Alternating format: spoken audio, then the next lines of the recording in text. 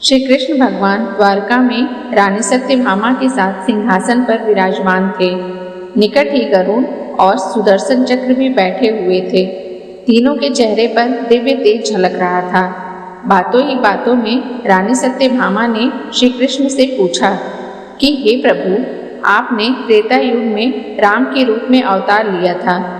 सीता आपकी पत्नी थी, क्या वे मुझसे भी ज्यादा सुंदर थी? द्वारकाधीश समझ गए कि सत्यभामा को अपने रूप का अभिमान हो गया है। तभी गरुड़ ने कहा कि भगवान, क्या दुनिया में मुझसे भी ज्यादा तेज गति से कोई उड़ सकता है?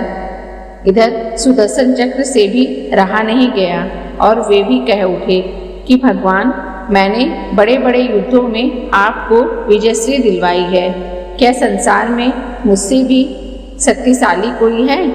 भगवान मन ही मन मुस्कुरा रहे थे।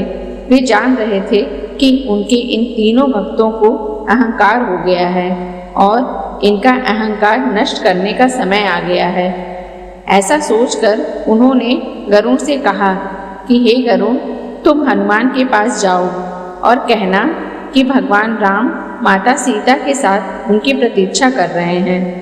गरुड़ भगवान की आज्ञा लेकर हनुमान को लेने चले गए।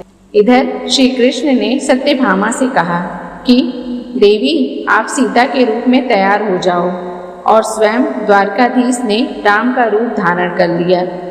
कृष्ण ने सुदर्शन चक्र को आज्ञा देते हुए कहा कि तुम महल के प्रवेश द्वार पर पहरा दो और ध्यान रहे कि मेरी आज्ञा के बिना महल में कोई प्रवेश न करे। भगवान की आज्ञा पाकर चक्र महल के प्रवेश द्वार पर तैनात हो गए।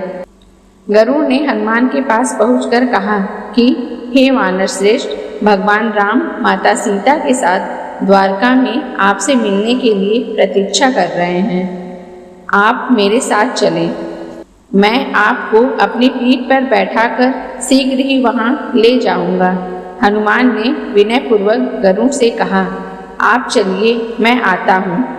गरुड़ ने सोचा, पता नहीं यह बूढ़ा वानर कब पहुँचेगा। खैर, मैं भगवान के पास चलता हूँ। यह सोचकर गरुड़ शीघ्रता से द्वारका की ओर उड़े। पर यह क्या, महल में पहुंचकर गरुड़ देखते हैं कि हनुमान तो उनसे पहले ही महल में प्रभु के सामने बैठे हैं। गरुड़ का सिर लज्जा से झुक गया।